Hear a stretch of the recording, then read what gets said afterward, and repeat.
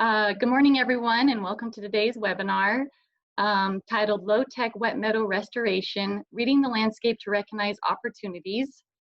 My name is Mandy Hirsch, and I am the Sagebrush Collaborative Conservation Specialist for the Intermountain West Joint Venture, and I will be your host today throughout the webinar. It looks like we have over 300 and we're almost at 350 participants today, so we're so excited that you could all join us. It looks like we have such a diverse set of partners joining us. We have some federal partners such as U.S. Department of Agriculture, several folks from the Bureau of Land Management. We have lots of representation from our Western State Game and Fish agencies, as well as a really great turn of viewers from our conservation NGOs, as well as some private industry folks. So we have a great audience, and we just want to say thank you again for taking time today to listen to this webinar.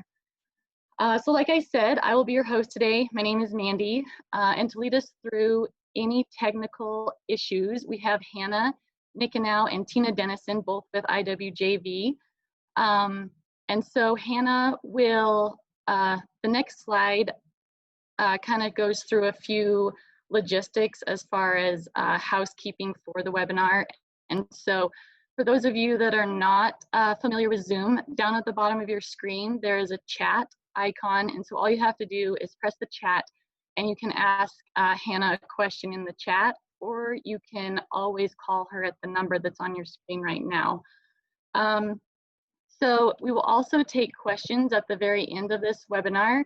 And so you will ask your questions through the chat box as well. So all participants are in listen-only mode, and the webinar is being recorded and will be publicly available within a week. And all of you that registered will receive a link to this recording as well. And the webinar is approved by continuing education credits by the Society for Range Management. And so that form is available via the registration link, and I believe Hannah will post that in the chat box here shortly. So the outline for today's webinar will be an hour-long presentation by Jeremy Maestas and Shawn Connor, and we will follow that by a 30-minute Q&A session. So like I said, to ask questions, please feel free to do so throughout the presentation, and we will monitor those in the chat box, and then we will answer those and address them after Jeremy and Shawn's presentation. So we're going to go to the next slide. We're also going to be turning off our video cameras following our introductions, just to kind of limit the amount of technical interference that you can get when you're using your video. So to start off, like I said, my name is Mandy Hirsch, and I am the Sagebrush Collaborative Conservation Specialist for the Intermountain West Joint Venture. I'll be your host today. I'm going to introduce myself just so you know a little bit about your host, and then I'm going to hand it over to Shawn and Jeremy so that they can do the same, and then we will get started. So I currently work as part of a collective team to help implement our IWJV and BLM partnership called Partners in the Sage. And so through this partnership, I work across the 11 Western states to assist partners at all levels, and with numerous partners such as BLM, to really get your capacity and the boots on the ground to assist partners in BLM in really scaling up and continuing to get all the great work that you all do on the ground, and spanning that across ownership boundaries. And we do this using techniques such as what we're going to talk about today. For 8 years prior to what I'm doing now, I worked as a partner biologist for the Sage Grouse Initiative under NRCS. And so during this time, I really got a lot of hands-on technical training on how to use these types of low-tech restoration practices. And I really saw firsthand really how these types of practices can have pretty large impacts on helping to sustain our working lands, specifically those green emerald islands that we all see out there in the sagebrush sea. And so my family, we also farm and ranch in Colorado and Wyoming, and so I have been given the opportunity to really view these types of projects and practices through a landowner's lens, which has been very helpful. And so I guess just to kind of wrap it up, you know, as we all know, these wet meadow and mesic areas are so important. And so not only for our wildlife and our ranching operations, but also for, I'd say, the ecological functions that they serve. And so as land managers and practitioners, I think what I have found is that just knowing how to read your landscape and understanding where to prioritize work as well as funding is really key to kind of start this whole process off. So today's webinar will kind of help start that process of giving us all really a good idea of how to identify those opportunities and work across or within your local landscapes. So with that, we have the pleasure of having Jeremy Maestas with the USDA NRCS and Shawn Connor with Biologic. And so they're going to introduce us to how to use Bill Zeedyk's principles of reading the landscape and thinking like water. And so I'm going to turn it over to them, Jeremy and Shawn, to introduce themselves, and then we will get started. All right, guys, it's all yours. Thanks, Mandy. Hey, everybody. Jeremy Maestas here from NRCS, calling in from Oregon, Bend, Oregon, and super excited to share with you what I've learned over the last few years, and just following behind people like Shawn, who spent a lot of time in the field actually doing this stuff. So I'm excited, and I'm not going to waste any more time. Why don't we turn it over to Shawn? Introduce yourself. Yeah, thanks. Good morning, you guys. I'm also really excited to be here. Nice to have so many people on listening. This is a great way to reach a lot of different people. I'm also calling in from Montrose, Colorado. I was born and raised here in Western Colorado. Got a small natural resource consulting business here. And in 2014, I was able to start to work with this project up in Gunnison with Bill Zeedyk and others. They call it the Gunnison Basin Wet Meadow Restoration and Resiliency Building Project. So it was a long name, really amazing project with private partners and public partnerships. And so we've been able to work with Bill Zeedyk for quite a few years now and have a lot of experience on the ground building, implementing his concepts. And so, you know, I was asked by Jeremy and the Intermountain Joint Venture to do this webinar, and it's a good time to, all of us are at home, get on the computer and learn some stuff since we're not being able to get out into the field and do workshops. And so reading the landscape is really something that you need to do outside. And so this is going to be a fun exercise. I think what we're up to here is to give you guys some direction, some ideas that you can take home with you out to your own landscapes. So with that, I think we'll go ahead and start here.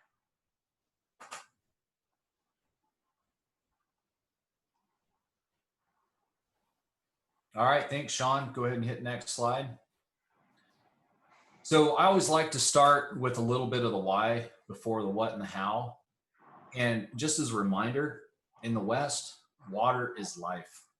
And it's not just important for the whole host of fish and wildlife species that we care about, but for those working lands, those farmers and ranchers that settled the West, that still water drives human settlement patterns in this part of the country.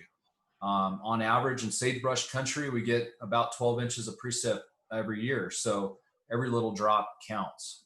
Next slide. I like to go back to the basics when talking about this. Sometimes I joke that I think we learned everything we needed to know by 5th grade, and then we spent the rest of our lives forgetting it. You remember the water cycle? That's really what we're talking about here. Trying to capture that limited moisture we get in the West and keep it on the land a little bit longer, doing good work for us and producing all of those amazing things we rely on and care about before that water goes back out to the ocean or into the atmosphere. Next slide. So I'll cut to the chase. This is so much bigger than wildlife or any single ecosystem service, this is about the resiliency of our Western working lands. Because if we can take drainage ditches like the one on the left and restore them to a functioning meadow system, we can rebuild that natural storage capacity of the soil to retain moisture, which results in higher productivity and ultimately better resilience. And resilience, I mean resilience to drought, fire, and flooding. Next slide. Unfortunately, we got lots of this. How many of you have seen this out there in sagebrush country? My friend Joe Wheaton from Utah State, this is his photo. He calls this any old forgotten creek in the West. We really have a lot of degradation and not a great vision for what's possible in terms of restoration. Next. When we do talk about restoration, this is often what comes to mind. Tonka toys, right? In fact, if you Google restoration, you get photos like this. And while these techniques are effective and they are expensive too, and just not something that we're able to do a lot of as a result. Next slide. We need solutions to match the scale of the problem.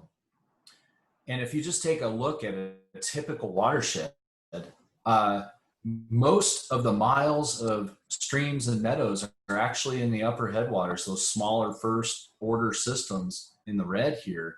Many, many more magnitude order of streams in those upper systems than your main stem tribs that often get most of the attention. Next slide.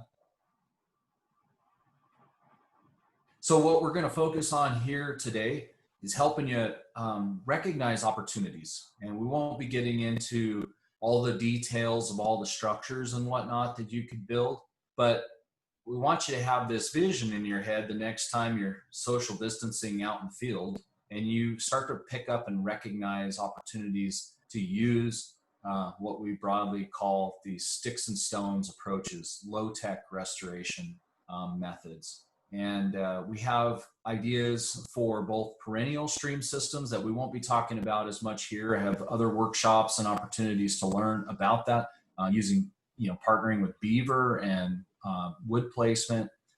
We're really going to focus on the right, which is more of those ephemeral and intermittent systems, before there's really a formation of a channel where we have tremendous potential to benefit this resiliency and improve the productivity of our working lands. Next slide.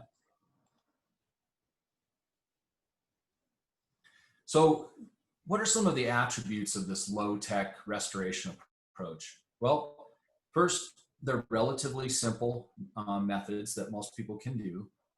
They're cost-effective, and they're things that can be efficiently scaled up, again, to match the scale of degradation. Structures, if we do need to use them, are handcrafted using locally sourced and natural materials. It's, an efficiency thing. We don't want to have to be bringing materials in if we don't have to, but sometimes that's necessary, but you always want to be striving for using what's available in the area. Low tech isn't a quick fix. So we're looking to build resiliency over time, resiliency that lasts. And so sometimes that means just taking our time in restoration. And then there's this idea of letting the system do the work. Instead of diesel power and Tonka toys, we let the water or the beavers or the plants, this process-based restoration approach that builds back the function of those systems. We rely on that to do most of the work. And when we bring all those things together, it allows this huge audience, people like you here today, to participate, get off the sidelines of watching other people do restoration and actually get your hands dirty. And there's just a tremendous amount of ownership and empowerment in doing that. Next slide. Yeah, thanks, Jeremy. And talking about broad audiences, this is Bill Zeedyk right here. We call him the Creek Whisperer. He's been doing a lot of work in New Mexico for years, and relatively recently, within the last 8, 9 years, 10 years, we've snuck him up here to Colorado into the Gunnison Basin and have been working with him. He's been teaching a lot of people. This is the SGI conference in 2017 when maybe a bunch of you were there, and we were learning from him. And so one of the things about Bill, he has this saying, read the landscape and then think like water. And he'll tell you that you need to walk up and down a drainage several times before you can even start to think about or understand what all is going on. And so, you know, the patience there, deliberate nature of Bill is something that I think all of us could take away from this. And so Bill has this saying, he's got the trilogy, and it's these 3 ologies that he combines together. And he believes that all of these 3 aspects need to be incorporated when you're trying to read a landscape and figure out what's going on before you can even start to really think about restoration or doing any work like that. So I'm going to just go through a couple of these quick here. So the local hydrology is one of the main things that you need to pay attention to. And it is local, you know, we got a lot of people from across the West here on, and, you know, we each have our individual site-specific things that we need to look at. And so you need to ask yourself questions like, when does your precip arrive? You know, that can make a big difference. Is it in the spring? Is it in the fall? Just winter? You know, ideas about, is this a spring-fed system that you're working in? Or is it a snowmelt system? Spring-fed systems typically, you know, lower, steady flow. Maybe your snowmelt comes off all at once. Those things are important. Ideas about normal storm intensity and duration. I think we may be working away from normal anymore, but those ideas are important. You know, how quickly does the water run off? This is a nice little one rock dam here. You can see we got some sediment build up here. The water is backed up. It's infiltrating into the soil here. So investigating and understanding your local hydrology is one of the best ways that you can start to begin to read your landscape. So ecology, the plant species, you guys are really, I'm sure, quite familiar with, you know, your plant species in your area. Definitely different species of plants can give you an idea of what's going on. For example, you know, a sedge meadow versus a rush meadow. So these plant species, you know, they can tell you what the water is doing based on where they're occurring, and those are good things to pay attention to and understand. Also in ecology, you know, we do work in grazed pastures, like you can see from this picture here. We've worked in California and northern Nevada, where they have wild horse issues that they're dealing with there, and of course, a lot of you know what a herd of elk can do to certain environments. So paying attention to those ideas, what you're seeing. How about historical plants, you know, remnant willows, remnant beaver dams? All of these things that you can observe on the landscape will give you a better idea about site potential and how you might be able to prioritize your restorative treatments. Geomorphology is a pretty big one. Knowing what the landforms are in your particular region, in your particular drainage, trying to identify those. this is an alluvial fan actually that's eroding into a creek bed. And so that's important to know. A lot of times we talk about, should this system really have a channel? You know, should there be a channel in some of these wet meadows? And that's something that we'll talk about a little bit later. The sediment source is important too. You know, if you have sand and gravels coming down, you could potentially degrade your system a lot quicker than maybe, you know, some really fine grained particles, which are harder to trap and keep in place. And so all of these things work together to start to form an idea about what's going on in a particular system. And so Jeremy's going to talk a little bit more about some of this landform stuff. Thanks, Shawn. One term you're going to hear us use a lot is valley bottom. And, you know, I love hanging out with different disciplines and picking up tips from them all the time. And the latest has been geomorphologists and trying to better polish my skill set in reading the landscape. And when it comes to valley bottoms, what we're talking about here is that area within that dotted line that we're looking at, which is basically the channel, if you have one, and the floodplain that could plausibly flood in the contemporary flow regime.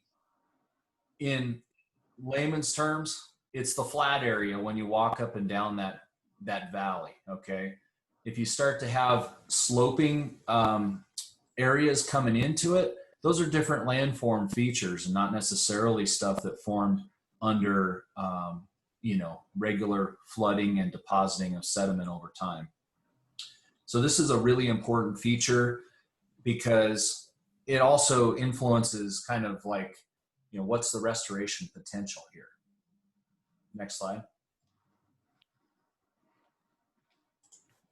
Here's a little fancier version of that concept. This is in a pocket guide you can find at that website, our low-tech process-based restoration. But these different landforms have official names. And so the green area here on that figure on the top, that's really the valley bottom. We're talking about the floodplain and the channel, if there is one. And you have these other features that you'll notice as you're out there walking the landscape, like side tributaries that come into your main valley.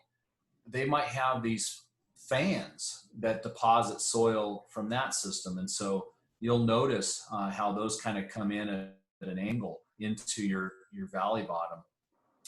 You also see things like terraces, the orange areas that are flat. They look like a floodplain, but they're maybe disconnected from the active valley bottom. And that could be something that is more recent due to down cutting, or something that is historic from, you know, long time ago. So trying to recognize those basic features on the landscape is really important. One thing I like to mention here is specifically for the NRCS folks who, you know, we started out as the soil erosion service, right? So we have a heavy emphasis on stopping soil erosion. One thing I've learned from others is that streams do two things. They move sediment and water downhill. And so erosion is not always bad. And in fact, you need erosion for deposition to happen and to build new floodplains.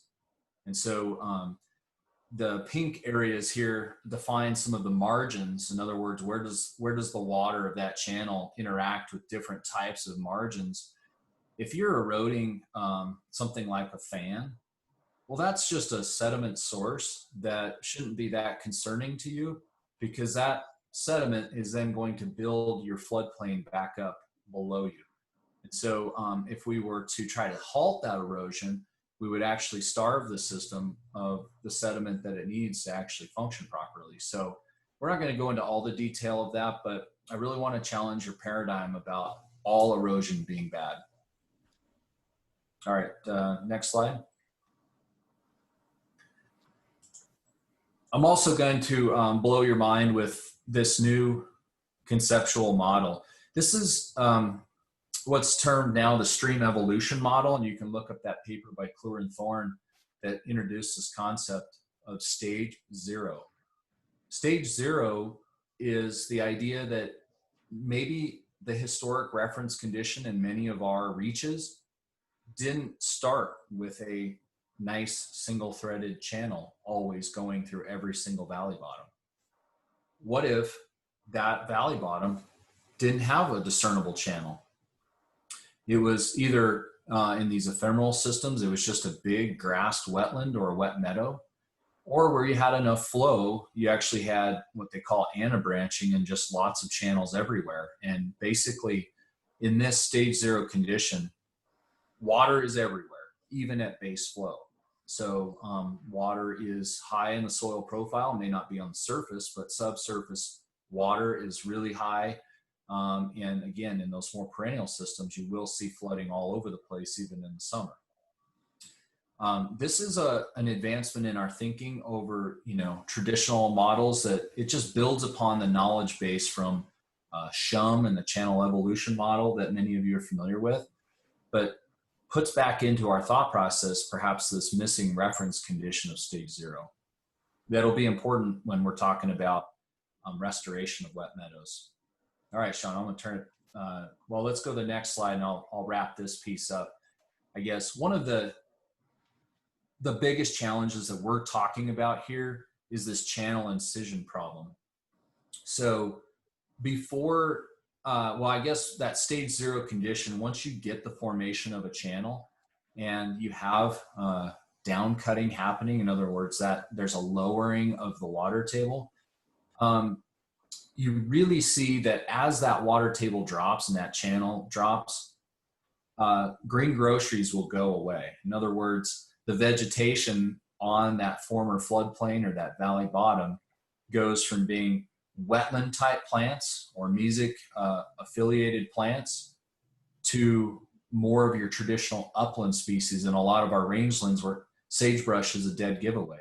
If you have sagebrush on your floodplain, you have a hydrology problem, okay? Because sagebrush does not like to have its feet wet. Most species of sagebrush will die if under long periods of inundation. So it's really about that, maintaining that hydrologic function in that upper 2 feet of that soil profile. And when we do that, we are able to maintain the function of these wet meadows. So this is the type of challenge that we want to be able to recognize early and either prevent or work to restore pretty quickly. All right, Shawn, back to you. You bet. Thanks for that. Yeah, the channel incision problem. This is a pretty big channel. And it does seem like a lot of times when we come out, we're automatically brought to places like this. And, because we feel bad about it. What can we do about this? Oh my goodness. Look at some of these gullies. This is tough stuff, look at that. It's 12 feet. This is a picture from Bill, damaged floodplain. I think he told me this was an old logging trail that down cut. Some of this stuff is, Jeremy, what would you do with this particular spot? Yeah, this is funny, Shawn. This is where people naturally want to go. And you say, do you have any gullies? We can talk about restoration. We go out here and we stand on the edge of it, hoping not to fall in. And they say, well, what do we do with this? And I joke, well, we should give it a name because it's now a permanent feature on this landscape. And I'm just joking, but we're showing you first what probably not to focus on initially out of the gate, so that we can hone our eyes to where those opportunities still exist to address the problem earlier. Yeah, you bet. And I think sometimes we think this stuff's been here forever. But you can see this old cabin, these folks, they probably didn't build this cabin right in front of a 10-foot deep gully. Walk out your door and fall in a 10-foot gully. So these are definitely more recent developments. There's a spring right here. This all used to be a lot wetter when this gully wasn't here. And so thinking about these things as, you know, relatively new things on the landscape, I think is important. And so talking a little bit more about channel incision, gully erosion, and head cuts, and some of this stuff might be new to some people and old to some, but this is a really critical, it's critical to understand what a head cut is. And so this is a head cut right here. You know, it's this abrupt change in elevation. The water falls off of it into a plunge pool. And this is really the leading edge of a gully. So over here, you know, this is a gully that's already been eroded out. You can see the former surface level here.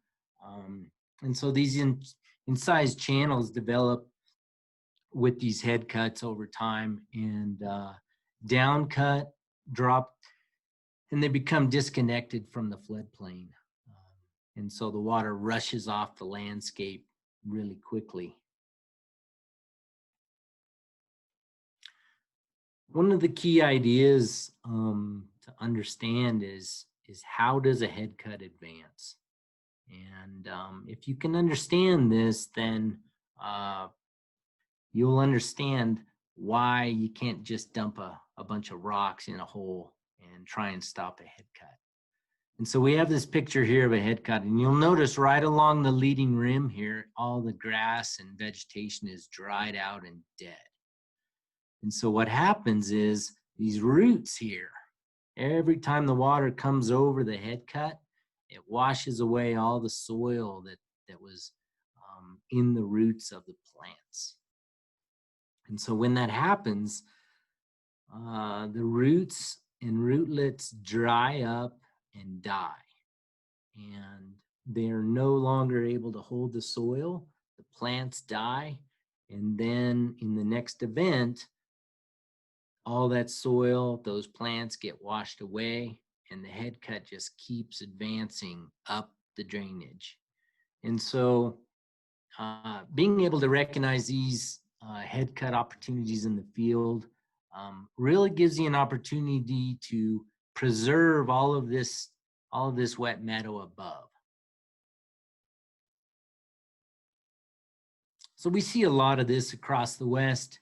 This is what Jeremy was talking about, the channel incision problem. You know, we have a fairly nice wet meadow here, got some willows, water table's fairly high. And then all of a sudden you see these two parallel double barrel gullies that have formed.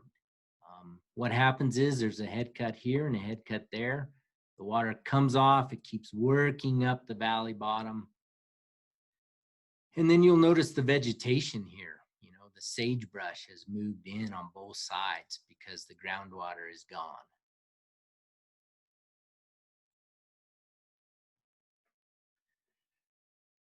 This is a cute little head cut in Idaho. We visited. You can see that up here, there's hardly any channel at all.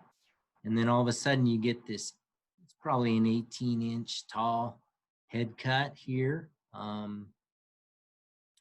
We actually flushed a couple hen grouse off of this spot when we were there, but you can see there's a really nice wet meadow up here, willows, little channel. All of a sudden you get the head cut.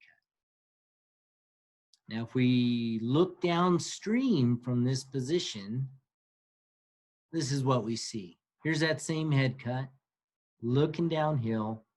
All of a sudden, we have a channel that's formed that's deep, about 2 foot. All of a sudden, it's 3 foot deep right in here.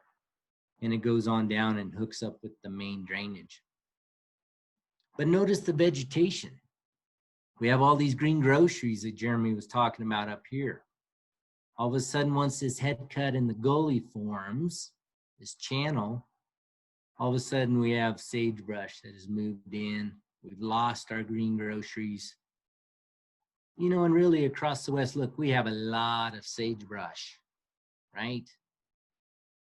We don't have a lot of green groceries. And these are the really critical spots that we need to be paying attention to and try and save. This is a classic head cut picture from Gunnison. Bill, explaining to the group how headcuts advance. Same thing, you know, you see the overhang. There's nothing to stop this headcut from just migrating year after year up the channel. Another important concept that Bill has taught us is that headcuts travel in, you know, not just one, probably 3 different headcuts. And so we're always drawn to this first one, the bottom, it's the big one.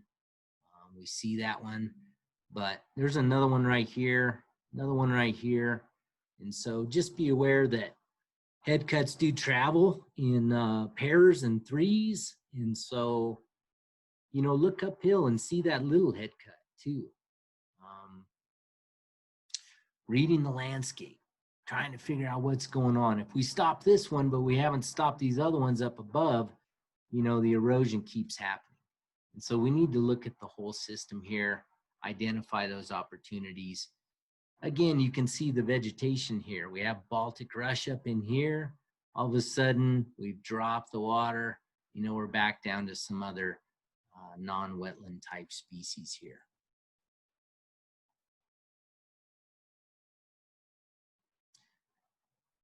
Some more pictures of headcuts. Again, no channel, you know, maybe this was used to be a stage 0. There's nothing to stop this thing from just connecting all the way up.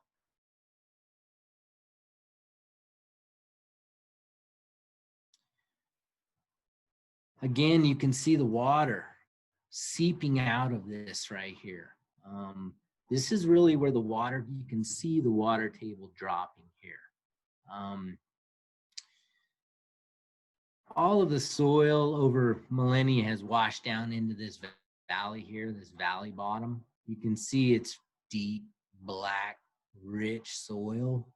This is the big, deep sponge that holds water over time, slowly releases it down the valley bottom. Now that we have this head cut here, and you can see there's a head cut here. Oh, there's another one right above it. So be in tune to that. Maybe it's not just this head cut that you need to treat, but up valley, there are probably going to be a couple little minor ones that need to be treated as well. Again, the roots, it's important to understand that it's the plants that will hold this together.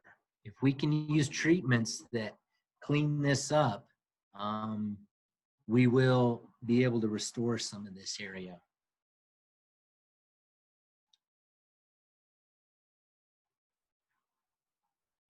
Pretty nice channel, just a few photos of maybe a proper functioning condition. You know, this looks pretty good. Water can spread out and sheep flow. And then we get this downhill. Notice that the sagebrush here is coming in. You can already see that this is drying out, moving in. Head cuts. Another one just real quick.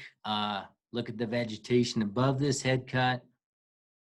Looking at the vegetation below the head cut.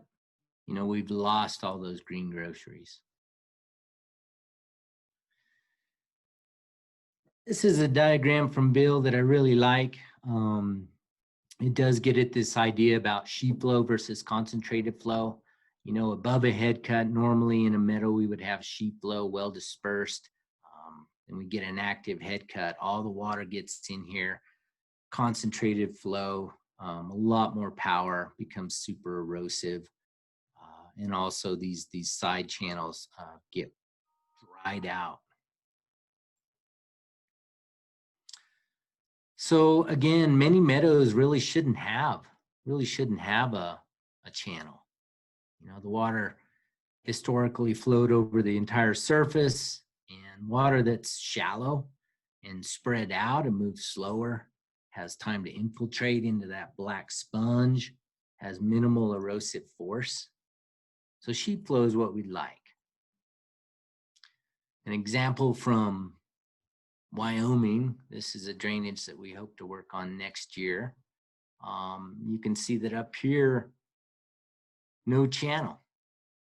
Right down in here, boy, it starts to, we got a head cut right here, jumps into this channel. All of a sudden the water rushes off the landscape a lot faster. And we start to get sagebrush moving in. So these are things to look at.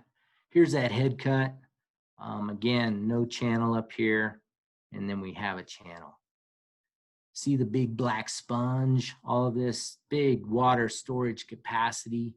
When we're talking about resiliency, being able to fill this sponge with water and let it seep out over time versus just letting the water rush off in a channel. These are the things that we want to protect. Same thing here, big wide meadow, a couple holes developing. This is early channel formation. This little hole will someday connect with that hole, with this hole, and then we'll have a channel through here. All of this will go away. This is early stage channel development. Talking about concentrated flow paths, you know, roads and trails are notorious across the West for trapping water. Here's an old road, channelizes the flow, increases the incision, erosion. Here's an old road. When you see a really straight ditch like this, chances are it's probably an old road or an old trail. Where's the easy spot to go up the valley bottom? It's not up here on this rocky side hill, is it? No, it's down here in the bottom. Historically, wagons going up and down the valley bottom, or this road, you know, it traps all the water coming down off this hill, rushes down this wheel rut, erodes it out. You start to get channel formation. All of this stuff no longer has sheet flow. So this idea about being able to recognize that this is not really a channel that should be here. Learning to read the landscape and recognize that this is an unnatural condition, this channel here, that it's actually an old road. It can inform what you might be able to do.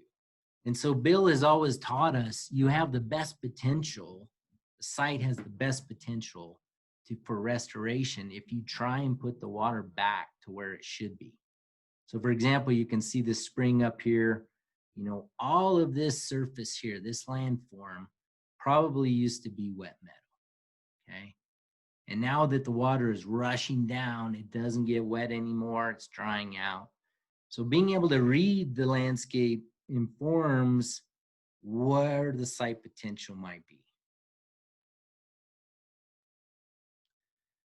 One of the things we talked about the true valley bottom, one of the things that Bill has taught us is to try and recognize, is this creek really in the valley bottom?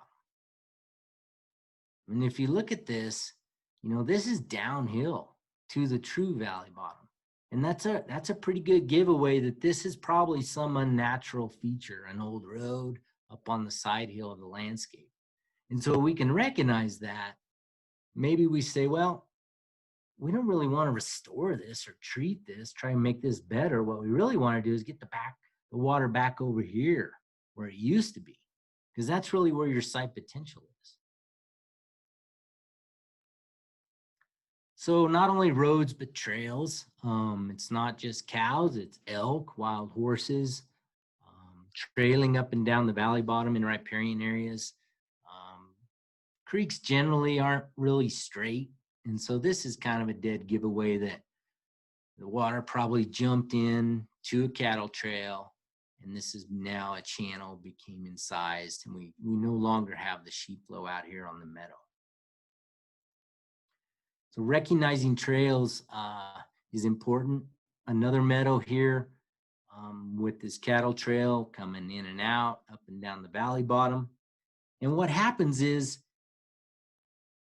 you know, here's another one with the channel here. It's starting to become a gully. What happens is all of this former meadow gets dried out because it no longer has sheet flow.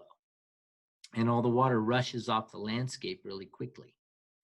And so if we can recognize this by reading the landscape, that really this channel shouldn't be here, this is just a trail, and that we should have sheet flow across this meadow, that will inform what kind of restorative type ideas we can employ here. And that this site actually has a site potential to rebound really quickly if we were able to rehydrate it with sheet flow.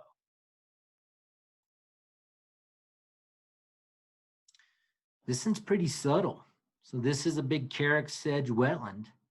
But you can see over here, this is the true valley bottom. It's lower, you know, this is subtle, but this is up on, this channel is up on the side hill. And that's another really good indicator that this was probably a cattle trail that the water got trapped in, and now it is down cut and created this, this gully. And so again, Bill tells us that the best potential that we could have for restoration is to put the water back over where it used to be, where it should be, in the valley bottom. That's where our greatest site potential is.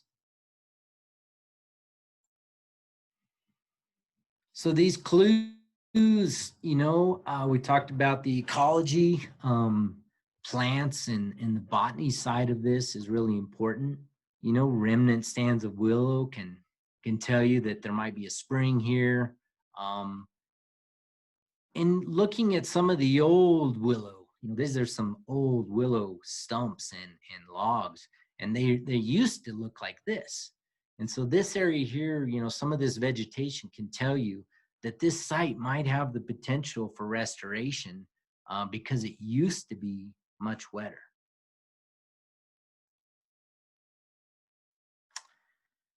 Pretty nice wetland. You see it's all brown over here, green on this side.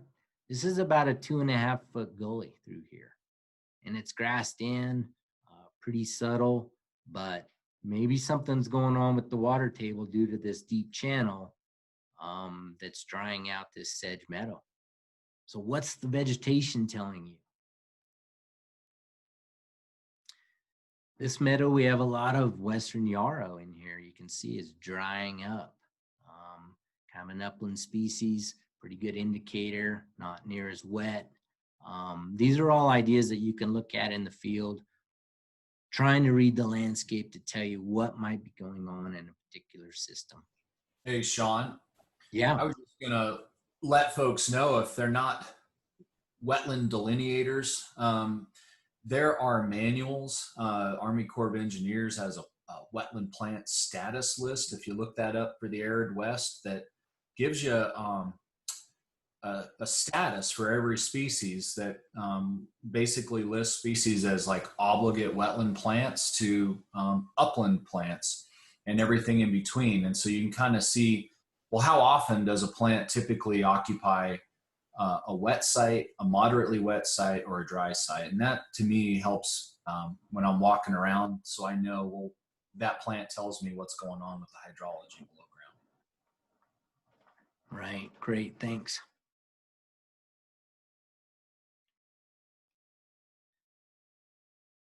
Sagebrush in the meadow, what's that tell you? Yep.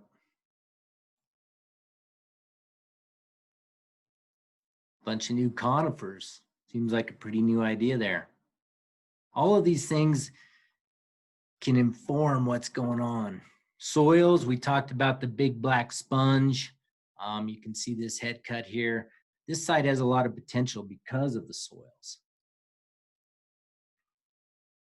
Different soil types. You can see this is kind of a more sandy, super erosive.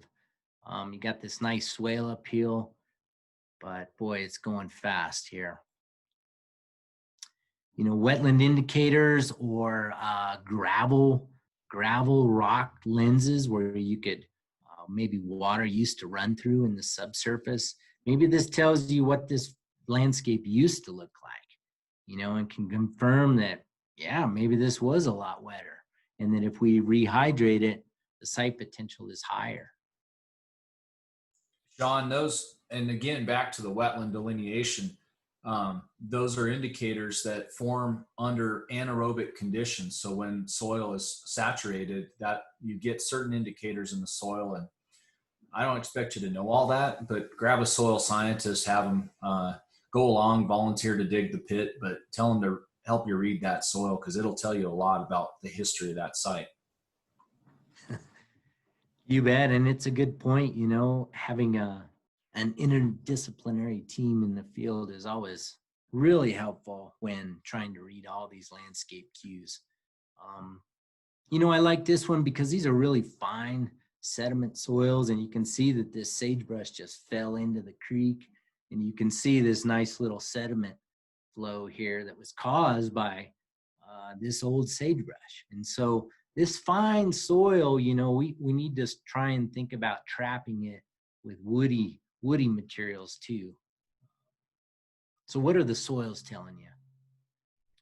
You know, and one really important idea that Jeremy and I wanted to talk about is this idea of preservation versus restoration. And so preservation, you know, is really about headcuts. We're preserving what's left of a meadow. You can see that this is a nice little native rock layback. Here's that second headcut just uphill I was telling you about. If we only treat this lower one and forget about that one, then the headcut just keeps moving up. And so this is a preservation. We're preserving what's here. And then this restoration idea is really about, you know, reconnecting with the floodplain, grading systems, restoring sheet flow. And so we wanted to distinguish a little bit between those two ideas so you can look at things from a site potential perspective. Preservation, again, you see the headcut here. Here's a really nicely built, it's a Zuni bowl, I think, actually. And you can see that how green it is above, you know, and this is the year after construction. So we're preserving all of this up here with this single headcut control structure. Versus restoration, for example, we have this channel. This is a really gorgeous Media Luna that was constructed, and what it does is shoot water out on the contour in various different ways. And you can see all the sagebrush is dying on each side of this. And so this is a restoration type idea that we are respreading, we're reconnecting with the floodplain, and we're trying to eliminate that channelized flow. Another restorative idea, there's a gully right over here. What we did was put a filter dam in the gully, ran it out with this little worm ditch, and then we were able to rehydrate this whole slope wetland. You can see there's a bunch of dead sagebrush here. And so this is after 1 year of reconnecting this slope wetland with all the water that used to run off down this gully. So Bill and Van's book, you know, we really talk about using local materials. We're going to give you just a quick little primer on some of the types of treatments. And basically there's 3 types that we like to categorize in: headcut control, that's the preventative stuff, and then grade control and flow dispersal, more of restorative type treatments. And these principles, you know, you can look up some of these references, really great stuff for treating headcuts.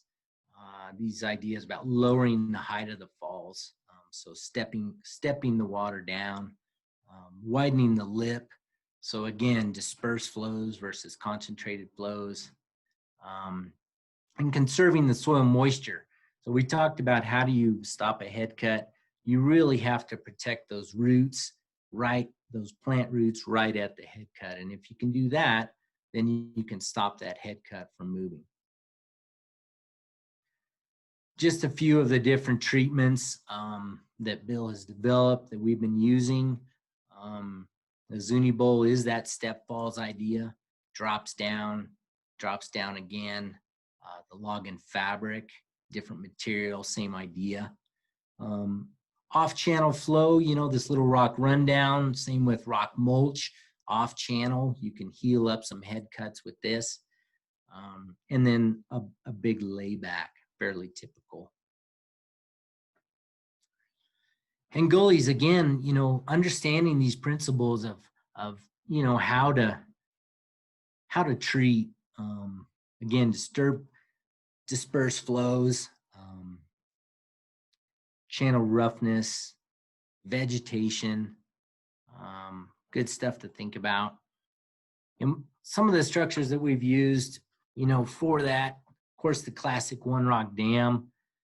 Bill likes to say it's not just one rock, but it's a bunch of rocks working together. Here's a really nice, well-built, heavy one rock dam.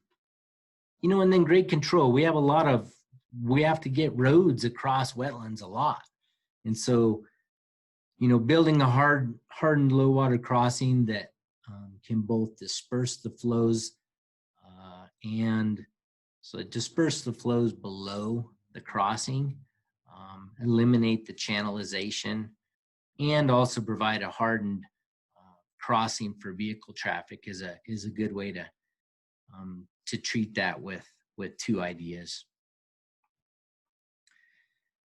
And then flow dispersal, getting away from channelized flow and spreading water out onto the landscape is a really important concept. Couple media lunas here. And we also have used this drift fence quite a bit. It's a segment of fence across the valley bottom. It's not connected to anything. You can see the H-brace here. It's just a segment. And what it does is it interrupts the trailing of ungulates up and down the valley bottom. So, you know, we don't want them walking up and down the valley bottom because then, as we talked about, we get a channel and a gully forms. So if they're walking along the side here, you can see their new trail. They figure it out pretty quick that they need to hit this H-brace. And so they stay in the upland and go around the edge. So that's a flow dispersal treatment. So those are just some of the ideas for treatments that Bill has taught us. And Jeremy, we've been talking about some of this stuff across the West here and I guess back to South Dakota as well. Yeah, thanks, Shawn, for that great overview. You know, this is stuff that Shawn and I have been running around the West doing field workshops on the last couple of years. It's just been amazing.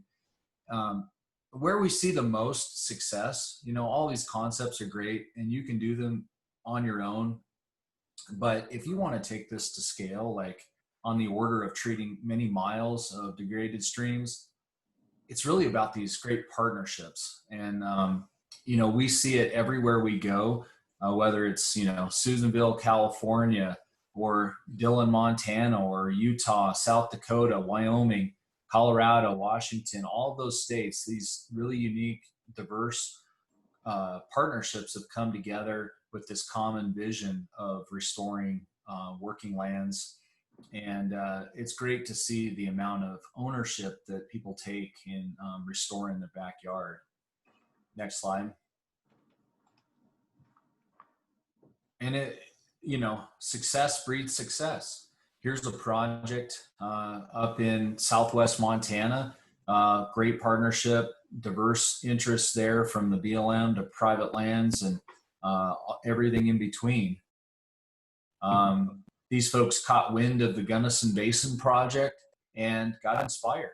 And just 2 short years later, they've got over 400 of these restoration structures installed and just building that resiliency back up in the valley bottoms. And so, you know, I would encourage you, who's sitting there today that could be that spark plug in your community to get those partners together and go walk the valleys and start to recognize opportunities and put together plans to heal the land. Next slide. I popped some links to publications and resources. There's actually a ton of great stuff available to you in different formats, from Bill's book to a tech note we did on the Gunnison Basin experience and certain structures used in sagebrush country, and then even a pocket guide that has simple diagrams for actually building these structures in the field. So I'd encourage you to check those out. All right, and then go to the last slide, and I think that's all we wanted to share with you today. Just whet your appetite a little bit. I know it's going to leave you wanting, like, how do we actually do these structures? Well, give us a call. If you decide that you have opportunities and your partners are coming together around this idea, you know, we'd love to know about it and see if there's a way that we can maybe come visit and spend some time helping stand up, you know, your local efforts. So with that, Mandy, I'm going to turn it back over to you for questions. All right.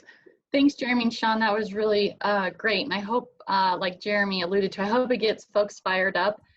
And I hope that this just gave folks just kind of an introduction into how you can, you know, walk out into your local landscapes and look at what, you know, look at some different situations and really kind of think about ways to prioritize and work with your partners and understand kind of what you're seeing on the ground.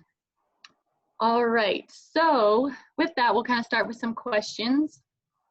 The first one is, what is the best way to monitor the water table in these wet meadow systems? Well, we have done a lot of water table monitoring type ideas in Gunnison. I'm definitely not the hydrologist in the group. We do have Andrew Breibart from the BLM. He's our star hydrologist up there.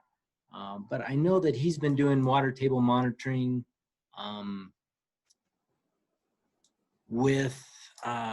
he does have piezometers. He's got some hobo units.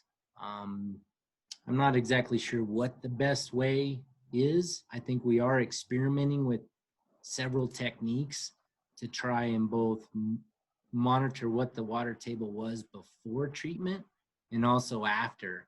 And so I would say that we could reach out to the Gunnison group and try and get that question answered. I'm not sure it's totally found out yet, but we have tried a number of different techniques. Jeremy, do you know anything about the water table monitoring? Less than you. But yes, the word piezometer comes to mind. If I were to think about monitoring water tables, that's what I'd be looking into. Yeah. Yeah, and I think, Mandy, it does, you know, the Gunnison project we have as a pilot project, we have really tried to pay attention to pre and post monitoring so we can rigorously, you know, document what types of effects we're having. And so I think that, you know, that water table monitoring idea is a really good one. And we've got a couple folks chiming in, helping us out here that there's soil moisture monitors that you can place kind of in the gully, and then as you move away to track that change. And then I guess I always default to vegetation myself. So the vegetation tells the story. If you know what the vegetation is, it can indicate the level of water in the soil. Great, thanks guys. We have several other questions coming in. So the next one is, how many of these techniques require permits or cultural resource surveys? And so we've gotten several of those types of questions. And so Jeremy, I don't know if you just kind of want to touch on that. Sure, almost all of them. So don't be surprised when you work with water. A lot of people care, and it's heavily regulated. Less so in the drier meadow systems than in true wetlands. When you get into true wetlands, you're going to have folks like Army Corps of Engineers. There might be state lands and state fill regulators. There could be ESA listed species you'd want to do consultations on. And of course, cultural resources. We aren't the first humans to use these wet areas. And so every one of them will have cultural resource concerns. So it's all just a process. Build that into your planning time horizon. Great. I think I could add on just that it's a great question, and every state kind of differs. And so just, you know, reaching out to the U.S. Army Corps and your local folks is just kind of a great starting point, because I know it is kind of confusing across the West within different states. All right, a question from Shane Green, and it says, if there was a state 0, wouldn't that be apparent in the soils and observable in a degraded system? And I think, Shawn, you kind of touched on this with one of your slides where you said kind of, look at your soils, they'll tell you what's going on. I think that's true. Yeah, I think with a number of different indicators, you could identify that maybe there used to not be a channel there, or it used to be a lot wetter than it currently is. So I think that's exactly right. And some of those indicators can just tell you what it used to look like, that maybe it was a stage 0, and that might be helpful in trying to decide how you put it back together. Yeah, one other concept, people tend to be very black and white. Either it has a channel or it never has a channel. The best way I've heard it explained to me, it's kind of like, think of a watershed as like beads on a string. And the beads are the wider depositional spots where we would have these meadows where water would spread out, sheet flow, and maybe didn't have a channel. But then there were always transport reaches where water kind of came back together and moved faster through a gradient downhill. So in my head, I look for the wider spots, the wider valley bottoms where deposition was really the dominant feature in that place. Great. All right, continuing down through these questions. So we got several folks that asked, what typically causes a head cut to start? And are there suggestions for prevention of head cuts?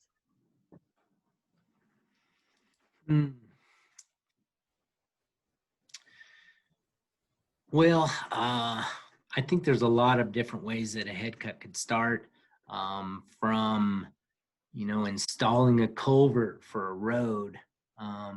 If you bury that culvert too deep, which is fairly typical, you don't want to haul in a bunch of fill, you just want to dig down at the inlet, that can cause a head cut. And Bill has taught us, he showed me, I didn't believe him at first, but he showed me like 6 or 8 different examples where the exact height of the head cut is the exact elevation of the top of the culvert. And so, grazing or ungulate traffic can cause head cuts. And I'm not sure of all the causes. Yeah, the change, like on a big picture scale, the change in your base elevation of your main stem creeks. Mm-hmm. Think about that main stem creek lowering, and the entire watershed is going to adjust accordingly.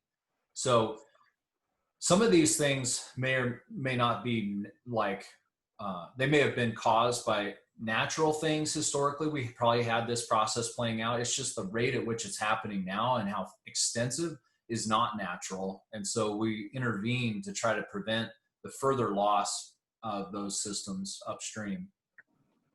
Jeremy and Shawn, I just saw in the chat box as you were discussing, someone asked, do you think that it's possible that some of these head cuts and issues on the landscape are caused naturally through possible rain and snow events?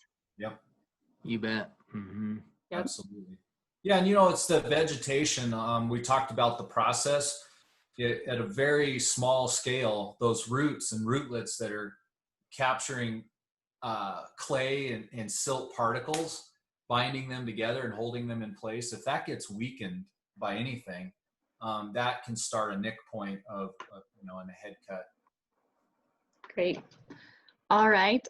So Jeremy, I think you really touched this, but I'm just going to ask if you want to follow up with any further additional notes on it. Some folks are wondering, as more knowledge is gained regarding these types of techniques, these issues are so widespread, and there's still a challenge of funding and implementing the work at a scale that is needed. And so, you really touch base on, it's going out and finding those partners in the landscape that are willing to come together and really scale this type of work up. So I guess, do you have any other additional thoughts on scaling this work up? I think you did a great job of addressing it, but I just wanted to ask. Yeah, I think Bill Zeedyk also has taught us to be strategic. There are many more miles of stream than you can ever possibly fix. So resist the urge to do it all everywhere.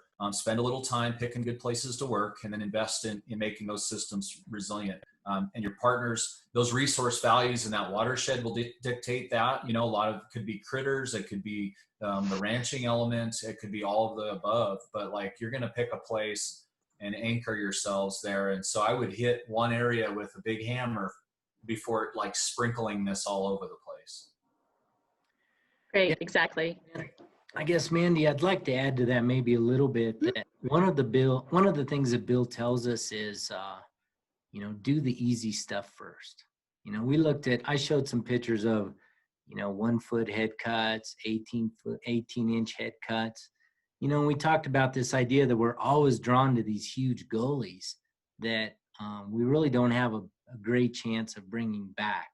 And so this idea about doing the easy stuff first, you know, do the low hanging fruit first, experiment with those really nice areas that we could possibly treat quickly with a lot of success. So think about that in your prioritization process as well. Yes, I completely agree. I think when I work through these types of, I guess, resource concerns out there in the landscape, I think of 3 things, right, to really scale this up. And it's make sure that what you're doing is on a scalable solution, I guess, and that, you know, you really assess your site potential, and then you really go out and seek those sparks within your local partners that are really going to help you come together on a landscape scale and, you know, take it to the next level, I guess. All right, moving through our questions. Next one says, please discuss any follow-up and or maintenance needs that might need to occur for the structures discussed. You bet. So Bill's ideas are not really about going in one time and just fixing it. So we're letting the water do the work. All of these structures really should be revisited, you know, the following year, maybe after runoff.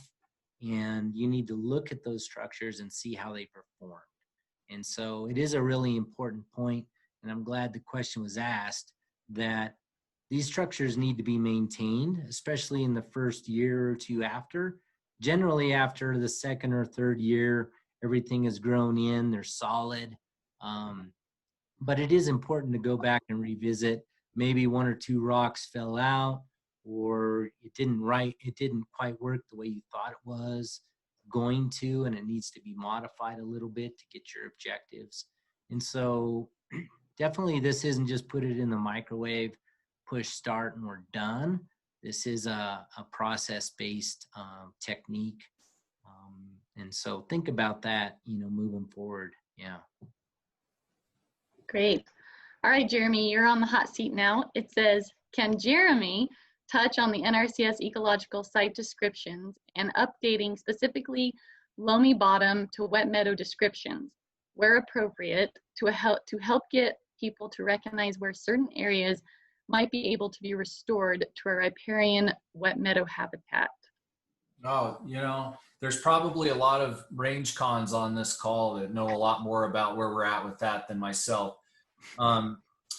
Ecological site descriptions, for those aren't familiar with it, is a classification system essentially that we use across the federal agencies, especially in the West, based on soils and vegetation and other properties that give us an idea of what to expect on a site in terms of how it interacts with disturbance, recovery potentials, pathways, state and transition concepts. And so I would say there are people, I saw folks like Tams and Stringham on this from UNR. There are people working on improving our ecological site descriptions all the time. And I know internally there's been a push to get riparian ESDs, we call them, built out so that we can start to not just have them for the uplands, which is where most of the historic focus has been. But yeah, I don't know the specifics of the loamy bottom one, but yeah, those types of things, especially, I think this recognition of stage 0 being incorporated into that concept could be very important for us in terms of what was the historic reference condition. And the soils, again, would tell us a lot of that story. Great. Yeah, that's a hard question. And so I think relying kind of on your local, probably range specialist is a good call. All right, next question. Do you recommend using materials for restoration that exist within the site? For example, I have seen where large and medium rock structures erode around 10 to 20 years due to fine sediments, and in the areas where these large hardened structures and rocks don't exist. Yeah, I think one of the main things that attracted me to Bill's work early on was this idea about using locally available materials. And, in Gunnison, the rocks aren't, there are some sections where the rock is available immediately adjacent to the creek, but that's not super common, especially in a lot of rangeland sagebrush systems. I think the idea is really to, if you do have materials that are close by, then that's a good idea to use them. We have been able to treat some really remote sites that we couldn't get material delivery to because we went out and collected some local rock, and we definitely had to prioritize which areas we wanted to treat. And so I think, and especially as you go to woody material stuff, if there are locally available brush or woodies that you could use in your structures, harvesting that stuff in a responsible manner is always a concern. And then, getting back to some of the cultural resource concerns, sometimes when you're harvesting rock, native rock off the landscape, your cultural resource folks could get involved with that. And so I think it is true that, depending on the site, you want to make decisions about whether the locally, immediately available stuff should be used, or if you should be maybe importing some stuff from a local quarry or something like that. The biggest thing for me, Mandy, I guess to add to that is when you first see these structures, and maybe it's human nature, you look at the diagrams and they're a little bit like mysterious, right? Like, why does that rock have to be placed like that? And what I've learned in just kicking around are the principles, those principles about what are we trying to address at a head cut that Shawn talked about. What are the principles of what we're trying to do at a gully? And if you understand that, then you can substitute materials to address the root cause of the issue. And so back to this idea of at a head cut, if you don't cover up those roots at the head cut lip and keep that plant alive, that process doesn't stop moving upstream. So however we can do that, we can get creative. And we are hauling in rock for a lot of these projects, native rock, but from, with trucks and stuff, mainly out of convenience and maybe to address the cultural resource concerns. But, you want stuff, I guess, just as a matter of principle that kind of fades into the landscape over time and isn't a monument to our humanity 15 years from now, where you go, boy, what were they thinking with all that metal and concrete? And so these do go away. The vegetation can, grows in around them, and you hardly know they're there after a few years. Yeah, that's great. I think to kind of add on to this question, another question was, what about using BDAs or PALs instead of rock? Or is the use of rock more important for long-term function? Yeah, I think absolutely. I think that those woodies are really good.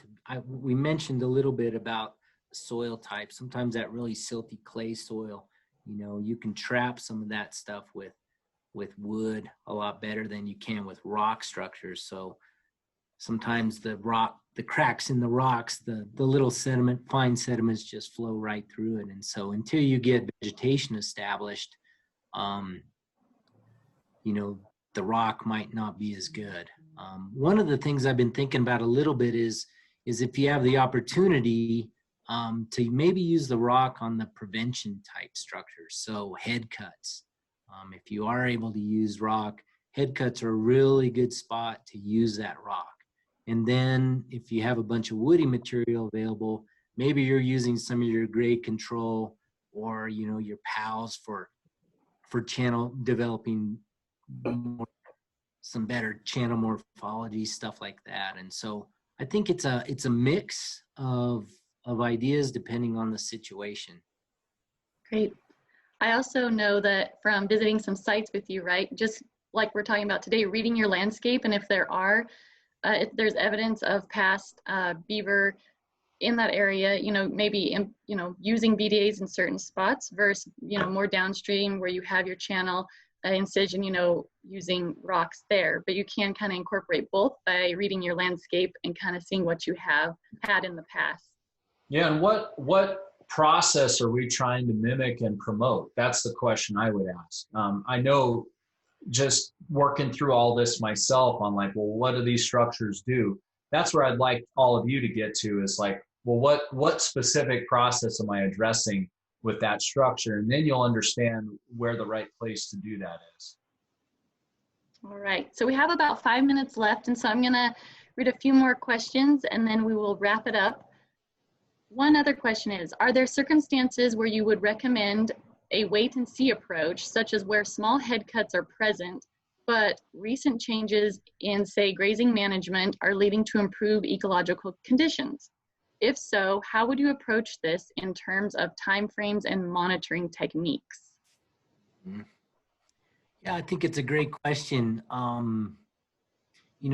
Small little head cuts over time, if there's not a lot of pressure and the vegetation grows up, they will heal themselves, and kind of lay themselves back over time and heal over. And you'll see some of those on the landscape. And so I think a wait and see approach is maybe okay. As far as, the monitoring aspect, you can just see that stuff visually, year after year. And so maybe if things are healing up on their own and you're able to check it out each year and see if things have advanced, maybe that is an okay approach. Yeah, the rate of change matters. So if it's a spring-fed system that's not migrating much every year, waiting might be fine. But if it has heavy flow every year and you're seeing it move 3 or 4 feet and a lot of deposition, that would be cause for concern that you might want to jump on quicker. Great. All right. Another question came in and it said, could you share examples or experiences of application in challenging areas like greasewood flats? In some cases where greasewood conversion has happened from a wetter system, this has led to soil salinization, so recolonization by plants might be challenging. Yeah, that's a difficult one, Jeremy. We saw some of that stuff in South Dakota, didn't we? And I know that we have some of that stuff in Southwest Colorado too, where the saline soils get exposed. And I guess I know I struggle with this when we went to South Dakota and Montana. I do think that there are plant species that are adapted to some of those conditions to a certain extent, inland saltgrass, stuff like that, that could potentially be coaxed in and used to start that system to rebuild. But the soil type is definitely a challenging one in some of those greasewood flats. And they can be super erosive. And so I would say, trying some of that stuff and maybe see if you get some of those plants that are adapted, to that particular soil type, might be something to work on. All right. So we have about 2 minutes left. There's a really great question here that I think can kind of, we can wrap it up on. And it says, what can you share with us about long-term success? As we develop a plan, we will need to communicate with regulatory folks as well as partners about long-term O&M as well as life cycles and budgets.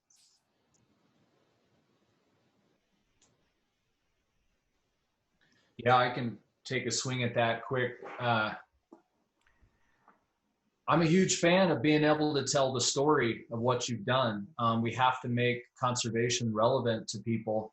It's not good enough for asking for money and walking away. So if you want outcomes, they don't measure themselves. So you have to be prepared if you're going to do these big water watershed type projects to have a plan for measuring those outcomes up front. And there are simple things people do. You know, Shawn, you guys in the Gunnison Basin had great partners that did vegetation monitoring, right? So you had transects where you measured, you know, the amount of wetland plant increase over time. And so you're able to say after a few years of restoration, you've seen, you know, 400% increases in wetland plants. That would be of interest to regulators who want to know, did we have a net loss or a net increase in wetland type species? So those types of, you know, questions you think about up front, depending on your audience.